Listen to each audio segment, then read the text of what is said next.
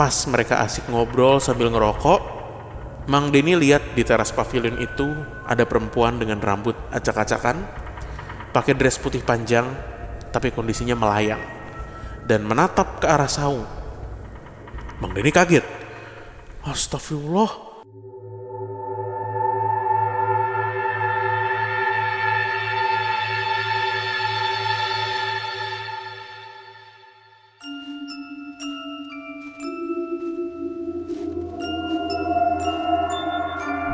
Assalamualaikum warahmatullahi wabarakatuh. Shalom. Om Swastiastu. Namo Buddhaya. Salam kebajikan. Selamat datang kembali di podcast Malam Kliwon episode 648. Ya, selamat pagi, siang, sore, malam teman Kliwon dimanapun Anda berada. Sehat selalu ya di penghujung akhir tahun 2025 ini. Mudah-mudahan tetap mantap semuanya ya. Amin. Terima kasih banyak buat teman Kliwon yang telah menemani dan mendengarkan PMK selama tahun 2025 ya. Ya, benar. Karena tidak berasa sebentar lagi udah ada Spotify Rap ya. Ya, Nah, itu dia. itu. Bener. Ya. Ya, Sukrawetan ya. Ya, tolong. Ya. Untuk menutup perjalanan tahun 2025, podcast Malam Kliwon bersama Real Tour mengajak 30 teman Kliwon untuk melakukan perjalanan Malam Kliwon, sebuah perjalanan spiritual untuk kembali menikmati dan mensyukuri apa yang diberikan oleh Sang Kuasa.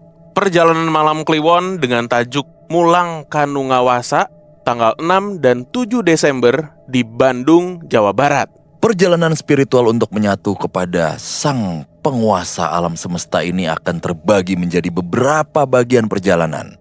Ada live podcast, ada juga barbecue night, Ada meditasi spiritual, dan ini yang ditunggu-tunggu, penelusuran. penelusuran. Nah, Let's itu dia. go. Ya, buat info lengkapnya silahkan langsung cek ke Instagram podcast Malam Kliwon dan Real Tour. Pokoknya seru, Ya. seru. Kenapa harus 3 kali ya? Oke, ini tayang tanggal berapa, Bran? Senin depan. Pas kan, udah Desember. Oh, udah Desember. Udah Dan Desember. di akhir pekan nanti berarti Ada, jalan-jalan nih kita nih iya. sama teman Kliwon. Ihi. Betul. Oke. Oke. Let's go aja lah kita membaca dulu ya. Nih Oke. saya belum lihat aja, saya based on judul aja. Judul yang paling yang paling menyita perhatian saya adalah Kecipratan Pengalaman Horor Karena Teman Indigo. Assalamualaikum Bang Bimo, Bang Danu, dan Bang Gibran. Perkenalkan, aku Atna dari Bekasi. Udah dari episode 100-an aku ngikutin Potmawon, tapi baru kali ini berani share cerita. Soalnya kata orang kan, kalau kita inget-inget cerita horor yang pernah kita alami, biasanya setannya suka datang. Dan kebetulan saat menulis cerita ini, aku lagi di rumah mertua. Jadi gak takut setannya nyamperin rumahku. Simpel banget. Kok gitu? Ini- Mungkin mertuanya lebih seram. Premisnya simpel sekali. Maaf malah jadi curhat. Oh gak apa-apa. Jadi semua pengalaman ini terjadi di tahun sekitaran 2012-2013, di saat aku masih kuliah.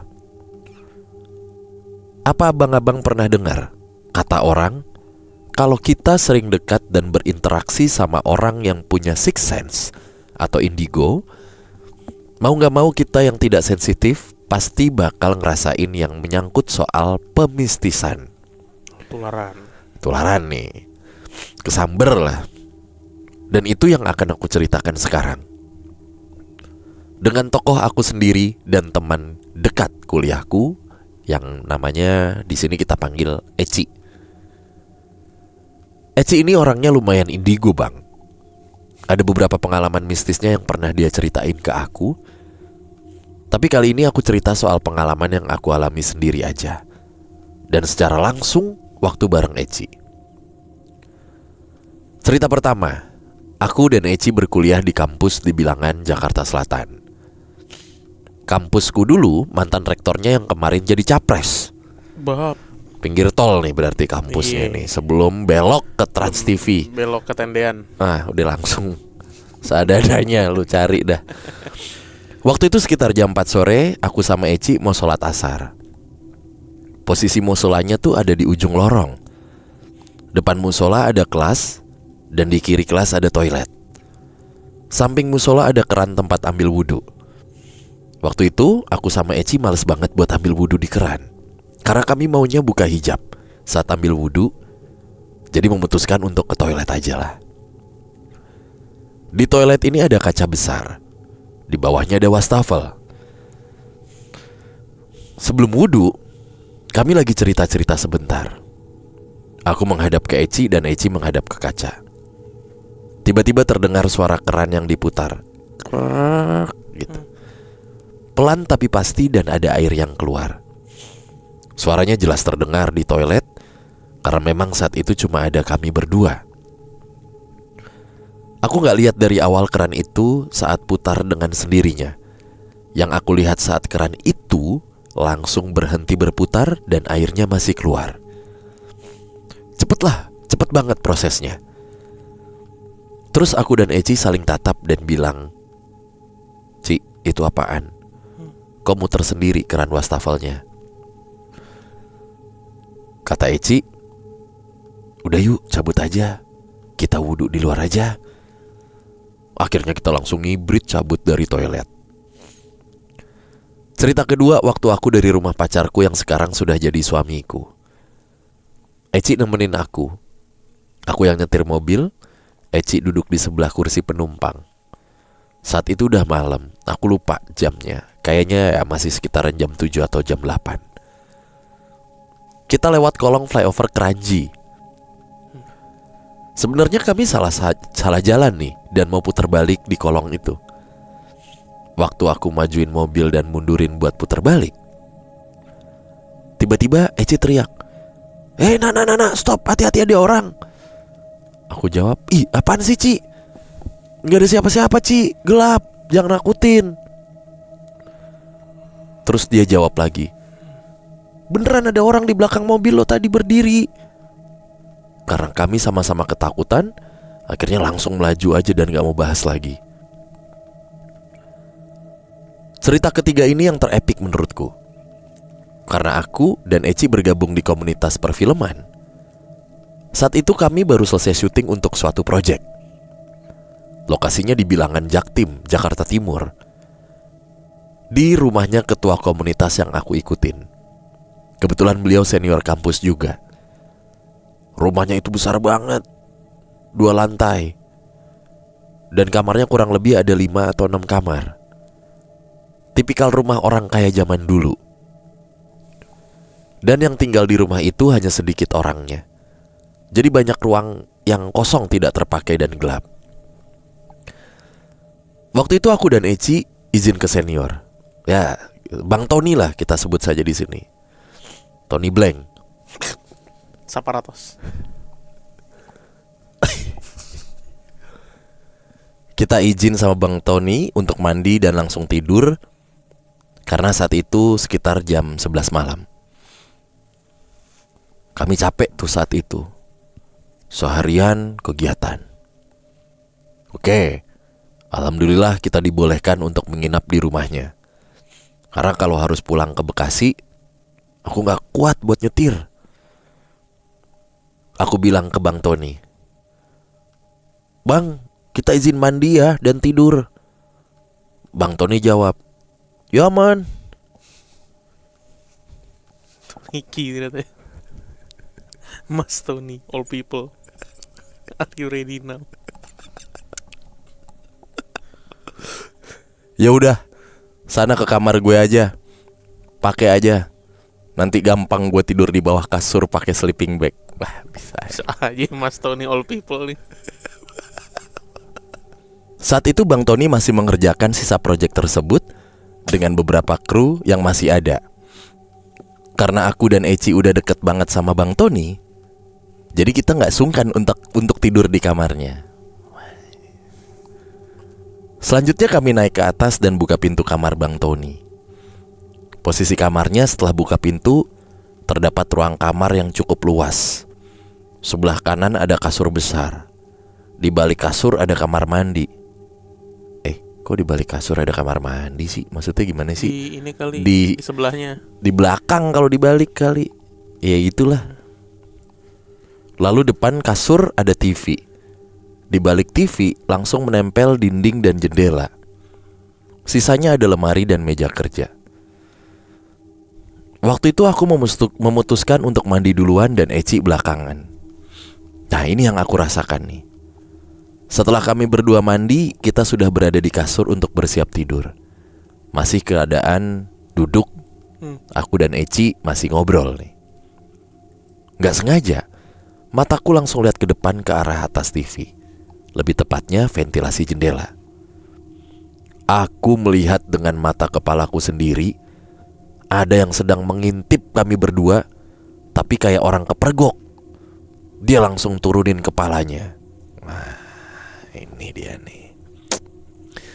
Jadi yang aku lihat setengah kepala. Kira-kira sebatas mata, terus dua tangannya pegangan di kayu dan kulitnya hitam.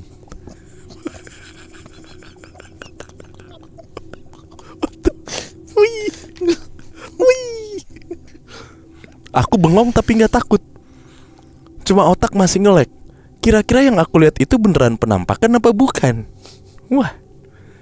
Saat itu aku gak langsung bilang ke Eci, dan aku simpen aja. Terus aku baca doa semua yang aku hafal. Dan akhirnya bisa tidur dengan nyenyak. Di POV-nya Eci, saat dia mandi, di ujung matanya ada putih tinggi ngambang naik turun berkali-kali. Dia gak lihat jelas. Apa karena takut? Atau apa? Jadi dia buru-buru nyelesain mandinya. Besok paginya saat kami mau pulang, aku dan Eci keluar kamar.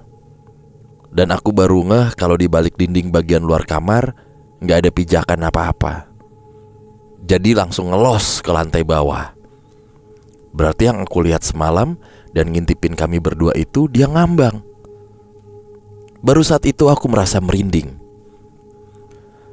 Beberapa waktu kemudian kami main lagi ke rumah Bang Tony dan bilang, "Bang, kita gak mau lagi nginep di rumah lo. Gila, horor banget." Terus Bang Tony ketawa. Ya itu tandanya mereka mau ngajakin lo berdua kenalan. Santai aja. Terus Bang Tony lanjut cerita. Biasanya nih di ruang editing nih, lokasinya di lantai 2 dan agak gelap memang. Lagi ngedit sendiri, tiba-tiba sering terdengar suara orang lari di tangga. Tapi ditungguin gak muncul-muncul. Padahal gue lagi sendirian di rumah ini. Oke, sekian pengalaman mistis yang aku rasain bareng Eci. Ecinya sendiri yang bilang ke aku ya, bisa jadi apa yang aku alami semua ini karena deket sama dia. Padahal aku gak pernah lihat penampakan sebelumnya. Oke, sukses buat abang-abang dan Pot Mawon. Terima kasih kakak. Siapa namanya tadi? Ratna, Atna. Atna. Temannya Eci. Iya. Eci Goya. Pengalamannya ada 3 berarti ya. Ya. Pertama tuh yang keran. Di kampus muter balik sama ini. Oke, yang keran gue masih oke lah, ini serem nih. Dan biasanya memang di toilet sekolah atau kampus gitu. Apalagi kampus yang cukup besar dan ada lorong kayak gitu-gitulah. Masuk ke pengalaman kedua ini yang sebenarnya udah bisa mulai kita bahas nih. Di bawah di bawah flyover Kranji gitu ya. Gelap posisinya, mau muter balik. Nah, di Jakarta Selatan aja Pak, daerah keren, bagus, mewah. Setiap putaran ada polisi cepeknya sekarang. Ada ini squad. Squad lalu lintas. Ada clan. Iya, ada turnaround clan. Nah,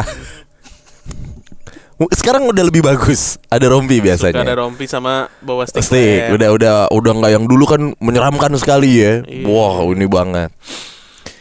Apalagi di Kranji nih. Posisinya malam, gelap. Yang nyetir Atna kan? Iya.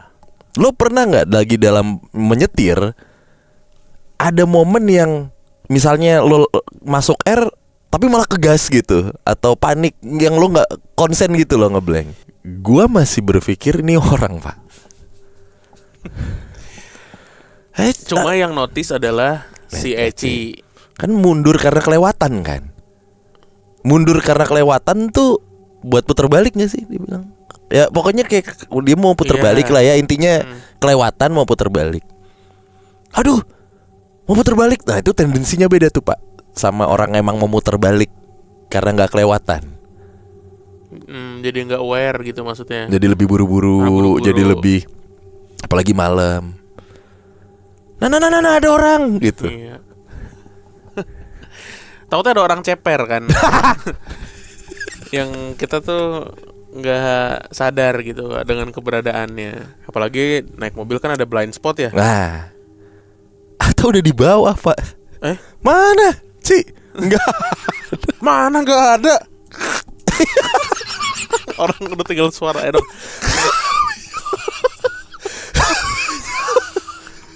Sini goblok. Udah injek bemper Datsungo. Kalau enggak tadinya kan dia kelihatan ya. Dia kelihatan. Terus dia keantem gini kan. Dek, dia jadi nekuk gitu Pak. Jadi dia begini. Oh sih ada. Itu sejajar sama logo Datsungo tuh. Nggak kelihatan emang di kaca. Tuh, gitu kan nekuk. Nekuk. Aduh, goblok ya. Ya itu yang kedua ya. Kita bisa bantah ini kalau ini sepertinya bukan hantu ya. Orangnya hitam. Hitam. Yang kedua. Iya, yang kedua tuh kan Eci tuh melihat ada orang hitam lah gitu. Oh, orang keranji. Orang keranji malam-malam kan gelap. Gak usah orang keranji Pak. Iya. Orang Pamulang. Orang Cempaka Beji. Putih juga. Enggak putih Nggak putih kalau malam. Jadi gelap. Orang Cempaka gelap. Iya. Kita bisa simpulkan nih bukan hantu nih Adnan nih ya. Ya. Yang ketiga nih, gue sih yang ketiga nih lebih mempertanyakan sebenarnya. Di mana hantu tuh kalau muncul pegangan gitu. orang hitam lagi Mas. Makanya hantu mah muncul aja. Iya. Nggak bertengger. Nggak bertengger Pak. Ini mah Wong. Nah. Ya, human being. Ini human being. Apalagi pas diintip Iya. gitu. Sancu ketahuan Cuk. Asu. Itu. Dan dia ngomongnya sendiri itu, nggak sama temen. Tuh ketahuan Cuk, asu bajingan. Iya, misu with myself. Itu Wong, itu human being. Mbak, sama satu kali lagi nih Mbak. Ini untuk semua teman-teman Kliwon khususnya wanita lah ya. Apalagi kalau nginepnya 2 hari gitu. Reasonnya tuh coba lebih logis lagi gitu. Kan tadi dia bilang keesokan harinya aku melihat di belakang tembok itu ternyata los ke bawah. Gak ada pijakan. Orang kalau udah niat buruk Mbak, Gunung Everest aja didaki bro. Gimana cuman masalah mau ngintip. Iya, apalagi perkara pijakan bro. Masalah kan pegangan di kayu kan. Udah ngatung-ngatung tuh kaki itu. Misu with myself. Jangan coba jingan ke notis asu. Tolong. Ketahuan lagi sama si Atma. Aduh. Tapi gue penasaran sama yang namanya Bang Tony nih. Kayaknya sosok yang maskulin dan ngomong adik-adik angkatannya gitu. Bang Tony. Ya Bang Tony kan. Iya. Bang, gue izin nginep ya. Udah tidur aja, gampang. Gue dibawa pakai sleeping bag. Iya. Cek dulu ada kamera. Itu. Hati-hati sama jam dinding. Nah, hati-hati. oh, jam dindingnya bisa ketawa. Karena aku hanya diam. Nah. Aduh. Tony.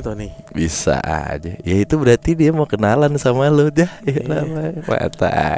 Padahal mah itu gua itu ketahuan. Canda ya. Canda lah. Canda ya Mas Tony, kakak-kakakku. Wong. Itu fix Wong. Iya, setan mah muncul aja. Kegep kok. Kagak bertengger gini tangannya. Enggak, masalahnya ketahuan terus dia set gitu. Ye, gila kali setan tolol. Aduh. Itu respon versi kami ya. Oke, kita lanjut ke cerita berikutnya. Nih kiriman dari seorang teman Kliwon juga. Kali ini cowok, yang tadi cewek ya. Oke. Assalamualaikum Mas Bimo dan Mas Danu dan pendengar setia PMK. Saya Ijong. Dan cerita ini adalah cerita yang dialami oleh kakak sepupu saya sebenarnya. Dan semua yang ada di dalam cerita saya samarkan namanya ya. Cerita ini berawal dari kakak sepupu saya, Kang Didi, yang punya pacar bernama Teh Willy. Mereka sudah pacaran sekitar hampir 5 tahun. Sudah berencana untuk menikah juga. Satu ketika Teh Willy menderita sakit keras yang mengharuskan dia dirawat di rumah sakit cukup lama. Kondisinya yang tidak kunjung membaik membuat keluarganya berharap Kang Didi mau menikahi Teh Willy dalam kondisi apapun. Tapi uak saya, ibu dari Kang Didi, bilang ke Teh Willy selagi dia menjenguk, "Iya Teteh sembuh dulu ya. Nanti kalau sudah membaik, Teteh sama Kang Didi langsung nikah ya." Tapi ternyata Allah berkehendak lain. Beberapa bulan kemudian, Teh Willy meninggal dunia. FYI, uak saya ini punya rumah yang besar. Luasnya hampir 900 meter persegi. Karena besarnya ini, rumahnya selalu jadi tempat berkumpul keluarga ibu saya. Rutin dikunjungi lah. Saya dan ibu saya pun tinggal di sana selama beberapa tahun. Karena itu, keluarga ibu mengenal siapa pacar atau teman-temannya dari ketiga anak uak. Bahkan sudah seperti saudara atau anak sendiri. Jadi kepergian Teh Willy pun juga menjadi duka buat keluarga kami. Sekitar 2 hari setelah kepergian almarhum, di rumah uak ini mulai ada gangguan-gangguan gaib. Awalnya waktu paman saya, Mang Deni, berkunjung ke rumah. Mang Deni sedang ada di kamar Kang Didi. Lagi nyisir-nyisir rambut gitu. Dia siap-siap mau pergi sama Kang Fadil nih, kakaknya Kang Didi. Tiba-tiba, radio tape yang ada di kamarnya nyala sendiri. Mang Deni kaget. Pas mau matiin radionya, tahu-tahu volume radionya naik sendiri. Awalnya Mang Deni masih mikir kalau ini tuh tape error gitu. Tapi masalahnya itu radio. Dan setelan volumenya tuh manual. Se-error-errornya, itu volume gak mungkin naik sendiri. Mang Deni buru-buru aja tuh matiin itu tape. Terus keluar dari kamar. Gangguan kedua dialami sama uak saya. Ceritanya uak lagi sholat di kamarnya. Dan pas lagi zikir, uak dengar ada suara di bagian pintu kamarnya. Yang posisinya tuh agak jauh di belakang uak. Sekitar 2 meter lah. Uak pikir itu kucingnya lagi garuk-garukin pintu kamar. Soalnya biasanya sih begitu kalau mau masuk. Itu suara gak berhenti-berhenti. Sampai akhirnya Uwa penasaran. Pas Uwa nengok ke arah pintu, ternyata itu suara asalnya dari tasbih yang muter-muter sendiri di gagang pintu. Astagfirullahaladzim. Uwa langsung beristighfar dan membaca beberapa doa. Sampai akhirnya tasbih itu berhenti berputar. Anjir serem. Gila. Jadi bang, kita yang biasa ada di rumah Uwa ini lumayan kaget dengan kejadian kayak gini. Karena biarpun rumah Uwa ini rumah zaman kolonial, dibangun tahun 20-an, penunggunya tuh ada 4. Mulai dari noni, bapak-bapak, teteh-teteh, sampai penunggu sumur. Tapi mereka gak pernah ganggu kita. Bahkan gak pernah nampakin diri. Cuma saudara indigo saya aja yang pernah ngelihat mereka. Awalnya kita tidak mau menyimpulkan kalau ini tuh gangguan dari almarhumah Teh Willy. Kita berharap almarhumah sudah tenang dan sudah gak sakit lagi. Tapi ada satu momen di mana beberapa saudara ibu main ke rumah. Sekitar jam 7 malam mereka nongkrong di saung yang ada di halaman. Kalau kita duduk di saung ini, kita bisa lihat kanan kiri halaman rumah, termasuk teras pavilion yang ada di samping ujung rumah Uwa. Pas mereka asik ngobrol sambil ngerokok, Mang Denny lihat di teras pavilion itu ada perempuan dengan rambut acak-acakan, pakai dress putih panjang, tapi kondisinya melayang, dan menatap ke arah saung. Mang Denny kaget. Astagfirullah, eta naon? Siga aya jelema tapi ngalayang. Saudara yang lain pun nengok ke arah yang sama, dan mereka pun ngelihat sosok itu. Sontak semuanya lari dari saung dan langsung masuk ke rumah. Gangguan-gangguan ini berlangsung terus selama hampir 40 hari semenjak kepergian Teh Willy. Dan kebanyakan gangguan itu ada di kamar Kang Didi, walaupun hanya gangguan kecil aja. Salah satu paman saya yang waktu itu ikut nongkrong di saung sempat bilang, sosok yang mereka lihat itu mirip sekali dengan Teh Willy. Sedangkan Mang Denny nggak bisa lihat jelas wajahnya karena saat itu Mang Denny nggak pakai kacamata. Sedikit tambahan aja, setelah sekian tahun, akhirnya Kang Didi menikah. Sebelumnya setelah lamaran, foto lamaran yang dipajang Kang Didi itu jatuh sendiri dan pecah. Dan ada gangguan-gangguan kecil lagi. Beberapa hari sebelum pernikahan, kerabat Uwa yang memang sangat dekat sama Uwa itu mimpi didatangi Teh Willy. Di mimpi itu almarhumah bilang kalau dia nggak ikhlas melihat Kang Didi yang akan menikah dengan perempuan lain. Akhirnya Kang Didi sekeluarga memutuskan untuk mengunjungi makam almarhumah dan meminta izin bahwa Kang Didi ingin menikah. Dan ya, gangguan itu pun hilang. Dan sampai sekarang gak pernah terjadi gangguan-gangguan lagi. Sekian cerita dari saya. Maaf kalau kepanjangan ceritanya ya. Kapan-kapan saya kirim cerita lagi tentang pengalaman ibu saya. Sukses terus untuk PMK. Assalamualaikum. Waalaikumsalam. Ini oke nih. Ini ya, cinta ditolak dukun bertindak lah ini. Cintakah tidak? Tonton Cinta Karibu. tidak, oh cinta tidak, dan sampai dukun bertindak. Nah itu dah.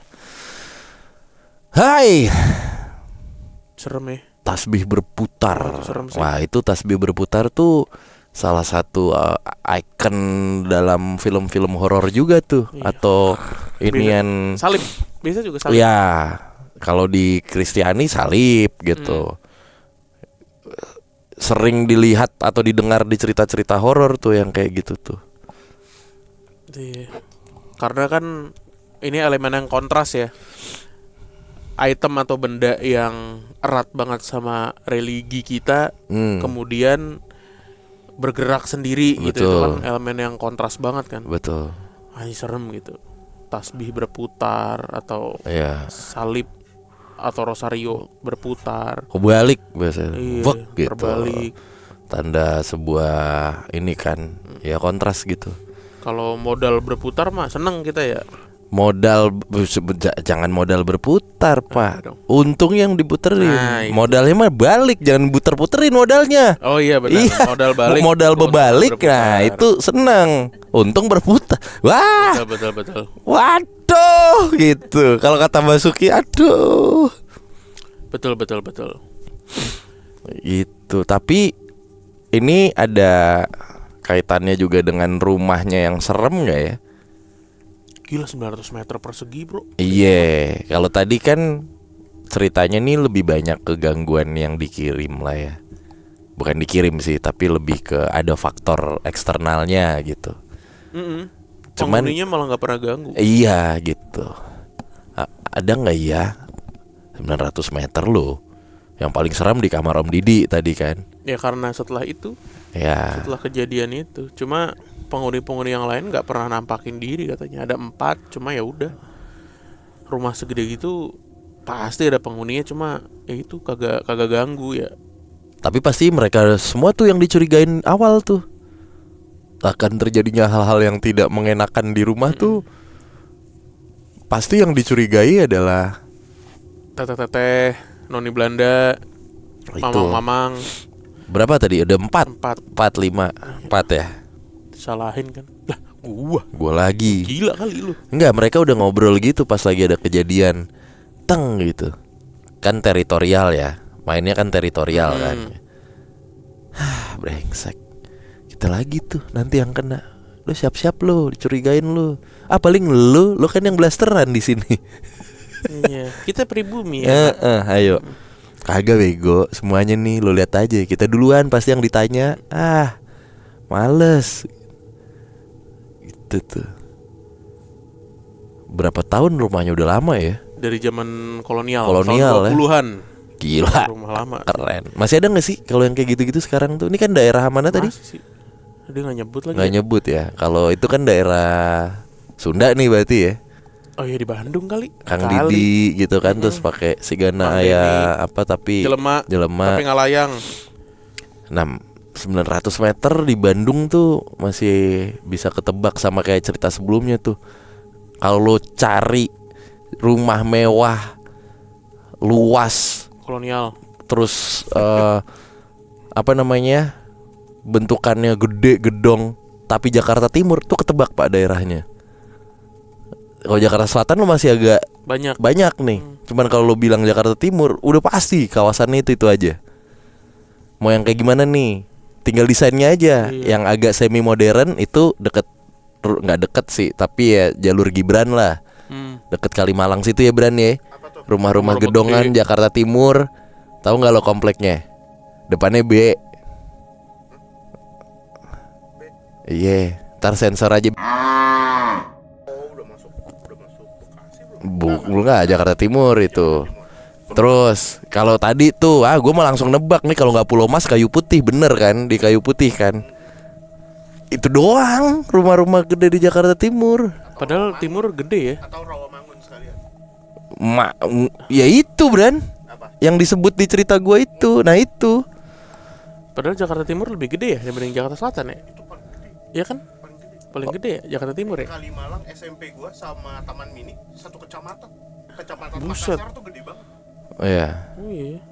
Kecamatan Makassar gede banget. Mungkin Mantep sih Timur. Tapi udah pasti ketahuan orang kaya Jakarta Timur tuh ngumpulnya di mana gitu. Apalagi yang old money Jakarta Timur gitu. Di mana Old Money Jakarta Timur? Lah ya itu yang tadi gue sebutin. Kagak kalau Apa? ngumpul. Oh, kalau ngumpul di mana Iya. old money Jakarta Timur? Iya, kita pensoan. Kali ada yang bisa dikerjain bareng. rumah kita kan timur juga ya. PPKP apa ya? Di mana kalau ngumpul itu? Coba komen dah yang ngerasa kaya nih, Old Money Jakarta Timur ya, tolong. Oke lah. Oke, terima Sip. kasih teman Kliwon yang sudah menonton dan mendengarkan. Kita ketemu lagi di episode berikutnya. Dah. Bye bye.